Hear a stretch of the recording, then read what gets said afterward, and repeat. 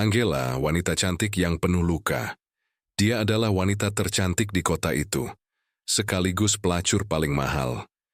Setiap hari, puluhan pria rela menyerahkan gaji sebulan hanya untuk bisa melihat matanya, apalagi tidur bersamanya. Tapi hari ini, Angela memutuskan hanya akan melayani satu orang saja. Ia lelah, sangat lelah. Namun, di balik wajah anggun itu, Angela merasa muak. Semua pria terlihat sama, kasar, egois, dan tak peduli. Sampai suatu hari seseorang mengetuk pintunya. Ia bukan pelanggan biasa. Ia membayar 2 kali lipat, namun tak meminta tubuhnya. "Apa yang kamu suka?" tanya Angela. "Aku suka kamu, tapi bukan tubuhmu, aku ingin jiwamu. Nikahilah aku," jawab pria itu. "Ambil aku dari tempat ini. Beri aku hidup baru yang layak," bisik Angela. "Ya, kamulah orangnya," kata pria itu. Hari Kamis di minggu itu Mike melamarnya. "Berhentilah dari pekerjaan ini. Mulai hari ini tinggal bersamaku, aku akan berikan hidup yang baik." Keesokan harinya, Angela masih menawarkan jasanya, tapi dengan harga 2 kali lipat. Dan Mike datang lagi.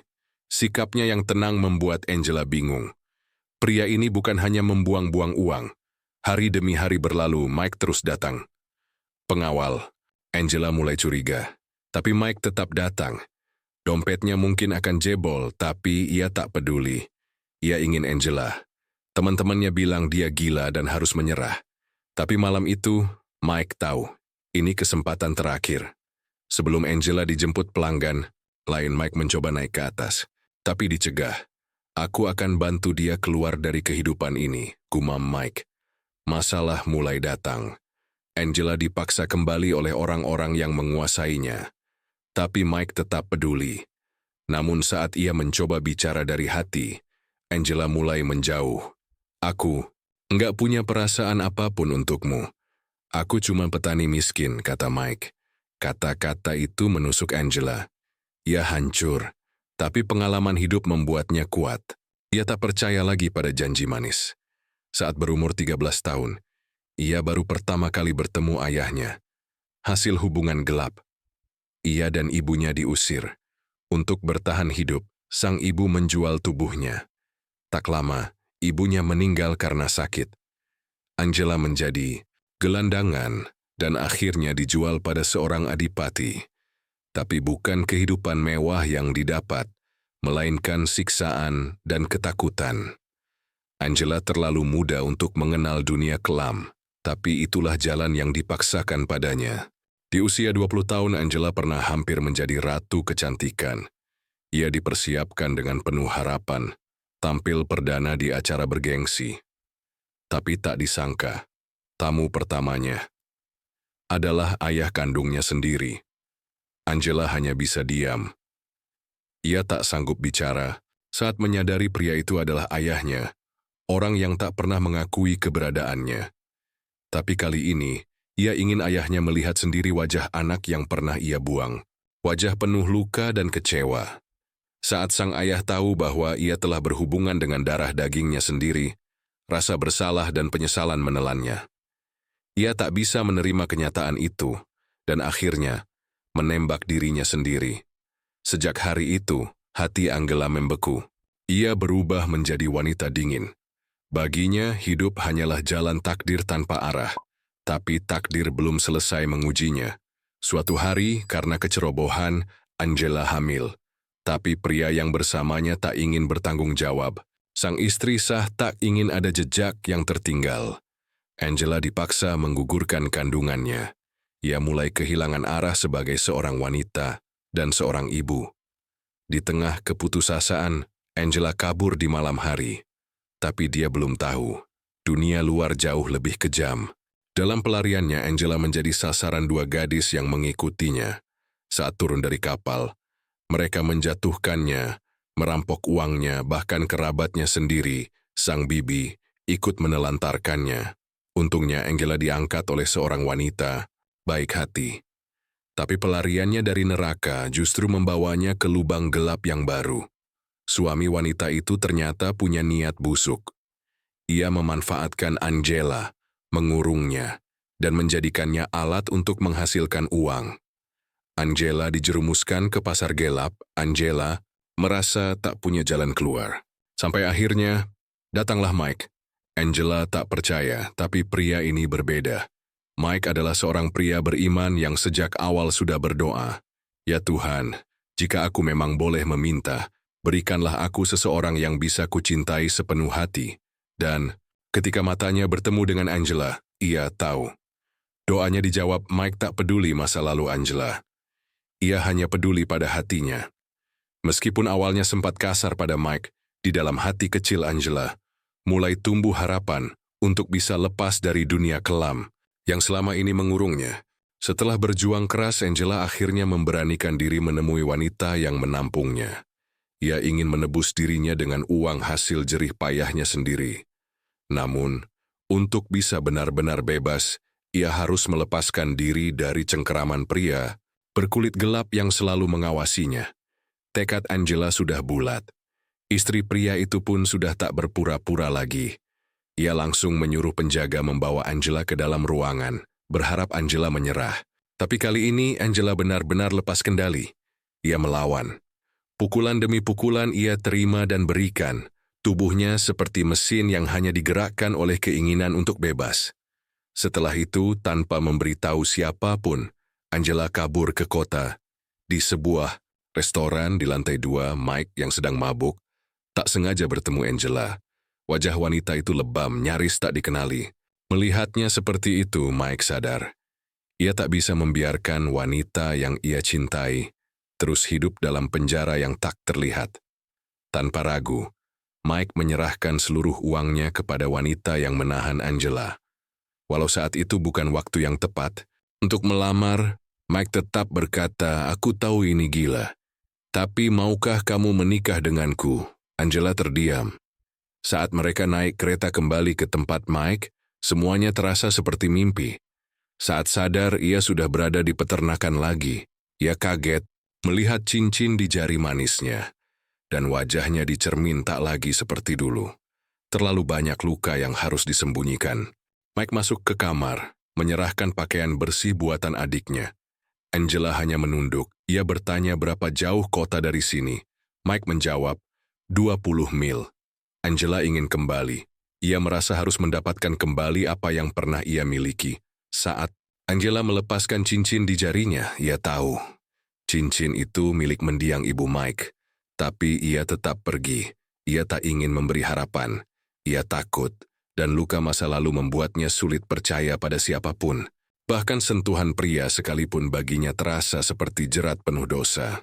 "Aku tidak ingin menikah jika itu hanya membuatku jadi budak," katanya. Mike dengan lembut menjawab, "Pernikahan bukan perbudakan." 3 minggu berlalu. Tubuh Angela mulai pulih perlahan, tapi luka batinnya belum sembuh. Saat Mike pergi keluar, Angela diam-diam mengenakan pakaian lamanya dan kembali ke kota. Ia meninggalkan cincin itu di meja. Mike yang kembali menemukan cincin itu langsung mengejarnya. Melihat Mike mengekorinya, Angela panik dan mempercepat langkah. Ia salah paham, mengira Mike mengejarnya karena tak mau kehilangan miliknya. Padahal Mike hanya ingin mengembalikan jaket yang tertinggal, dan keputusan untuk pergi atau tinggal tetap ada di tangan Angela. Jalan itu panjang, sekitar 20 mil ke kota. Tapi hanya 1 mil ke rumah kecil yang mereka tinggali bersama. Di rumah itu ada makanan, api penghangat, dan seorang pria yang tulus mencintainya. Angela terus melangkah. Tapi entah mengapa, kata-kata Mike tadi menggema di hatinya. Ia kembali. Mike tak berkata apa-apa saat melihatnya lagi. Ia hanya membawakan makan malam. Angela yang kelaparan makan dengan lahap. Saat Mike membersihkan luka di kakinya, sedikit demi sedikit, dinding kebencian dalam hati Angela mulai retak. Sentuhan lembut itu bukan untuk menguasai, tapi untuk menyembuhkan. Malam itu Mike menyisir rambut Angela dengan hati-hati. Angela ingin membalas budi, tapi ketika situasi mulai berubah, Mike menahan diri. "Aku tahu, kau hanya ingin berterima kasih, tapi aku tidak ingin cinta kita dimulai dari rasa kasihan," katanya pelan. Dan malam itu, untuk pertama kalinya setelah lama, Angela merasa aman.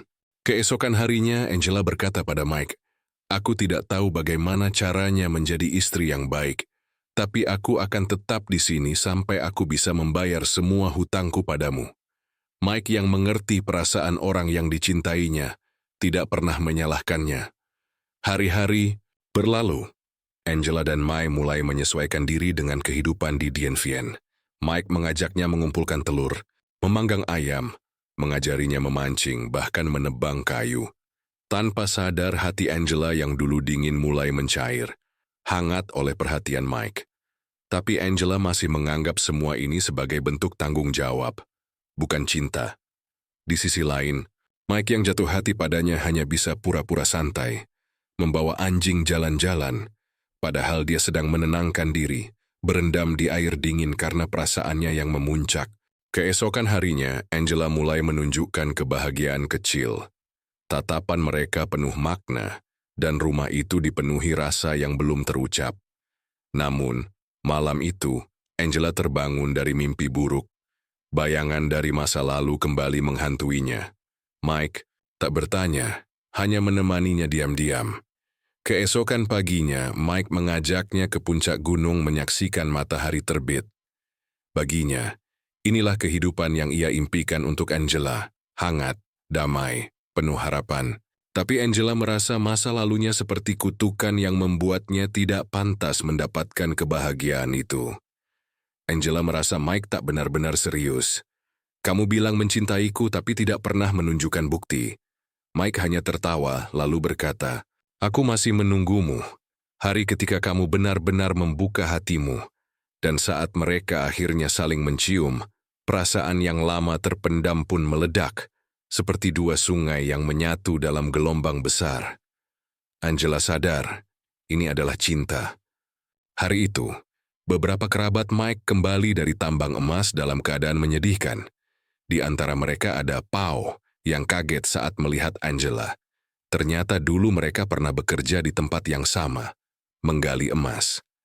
Mike menyadari situasi canggung itu kemudian langsung berkata, "Angela butuh pakaian. Aku pikir kamu setuju, kan?" Namun saat Mike pergi bekerja dan tinggallah Pau bersama Angela, suasana jadi tegang. Pau memandang Angela dengan jijik. "Melihatmu pakai baju buatan istri Mike, rasanya aku ingin muntah." Angela menahan sakit itu dalam diam, tapi akhirnya dia bicara pada Mike, ingin dia tahu tentang masa lalunya. Namun saat Mike bilang dia tidak peduli, Pau justru merasa dihina. Mike marah, "Kalau kamu menganggapku saudara, kamu juga harus mencintai orang yang aku cintai. Mengerti?" Pau hanya menunduk. Di balik kemarahan itu, tersimpan luka kehilangan adik perempuan yang belum sembuh. Angela sebenarnya mengerti. Apa yang dikatakan Pau tidak salah. Mike memang tak peduli masa lalu, tapi Angela merasa dirinya bukan orang yang pantas untuk Mike. Dia berpikir Mike layak mendapatkan wanita yang lebih baik, yang hatinya tidak rusak seperti dirinya. Keesokan harinya, Angela diam-diam ikut naik kereta Pau kembali ke kota. Saat istirahat, aku tahu Angela tidak punya uang untuk membayar ongkos mobil. Pikiran buruk langsung muncul di kepala Pau. Dia memang belum pernah naik ke lantai atas rumah bordil, tapi diam-diam selalu penasaran seperti apa rasanya. Apakah Angela mungkin mengalami hal yang sama seperti yang dulu dialami oleh wanita lain? Saat itu, Angela ketakutan, terkejut, dan jijik. Tapi demi membuat hidup Mike jadi lebih baik, dia tetap melakukan sesuatu yang sebenarnya ia benci. Hal yang dulu sangat ia benci, seperti yang dulu dilakukan oleh Min di masa lalunya. Tak lama kemudian, Pau keluar dari balik pohon. Ia menyaksikan semuanya dengan rasa muak dan marah. Angela terus-menerus muntah setelah kejadian itu. Ketika tiba, waktunya pergi keluar kota. Pau tidak ingin orang lain tahu bahwa dia pergi bersama Angela. Jadi dia mengejarnya hingga ke mobil. Sebelum berpisah, Pau berkata, "Kau tahu aku tidak pernah munafik pada diriku sendiri. Tapi kamu, kau ambil uang Mike, ambil kudanya, dan bahkan istrinya. tapi masih mengaku sebagai saudara. Dibandingkan Pau yang hidup dengan kemewahan dan niat buruk, Angela setidaknya masih hidup dengan jujur. Saat kembali ke kota, Angela hanya melihat sisa reruntuhan restoran. Kabarnya tempat itu dibakar oleh sang adipati yang sedang mencarinya. Seorang pria datang, mengajak Angela ke rumahnya untuk minum. Meski awalnya terlihat ramah, ternyata dia hanya tertarik pada tubuh Angela. "Kembali saja ke pekerjaan lamamu," katanya. "Kita bagi hasil, tapi dengan satu syarat, kau harus melayaniku kapan saja aku mau, tanpa bayaran." "Kecuali Mike," katanya. "Tidak ada yang bisa mencintai orang seperti Angela." Angela akhirnya kembali ke pertanian. Di sana Mike diberitahu bahwa Angela pernah menumpang mobil bersama Bao. Wajah Mike langsung menunjukkan bahwa dia paham apa yang telah terjadi. Dengan nada tegas, Mike berkata, "Pulanglah, Pau, keluar dari sini, sebelum aku menyerahkanmu ke pihak berwajib." Setelah itu Mike pergi ke kamar Angela. Tanpa banyak bicara, ia hanya memeluknya dengan tulus. Kemudian ia memecat semua penjaga dan membawa Angela pergi dari kota itu. Mungkin karena Angela kembali ke pekerjaan lamanya, atau karena peristiwa bersama Pau yang membuatnya malu, Mike memilih untuk diam dan tidak menanyakan apapun. Sepanjang perjalanan tak ada sepatah kata pun di antara mereka. Hingga larut malam, Angela memergoki Mike sedang diam-diam menangis. "Aku hanya pemilik kuda biasa," katanya lirih. Air mata mengalir deras di wajahnya. Ia merasa jijik pada dirinya sendiri. Dulu dia membenci pria seperti dirinya yang menyentuh tubuh wanita dengan cara kotor dan semaunya. Tapi luka di hati Angela jauh lebih menyakitkan dibandingkan luka fisik yang ia alami. Luka itulah yang terus terukir dalam hati Mike, sesuatu yang tak bisa ia lupakan. "Aku memaafkanmu," katanya akhirnya. Setelah semuanya reda, Angela masih mencoba meyakinkan Mike untuk melepaskannya. Ia merasa tak akan pernah bisa lepas dari bayang-bayang masa lalunya. Tapi Mike justru mulai bercerita tentang lukanya sendiri. Sejak kecil, Mike menyaksikan kekejaman ayahnya, pemilik pertanian, yang menggunakan kekuasaan untuk menindas para pekerja. Ia membenci sosok ayah itu, tapi justru karena itu, Mike bertekad untuk tidak menjadi seperti dia. Ia percaya Tuhan selalu membimbing Mike ke jalan yang benar. Angela tetap bertahan di sampingnya. Waktu pun mengubah banyak hal.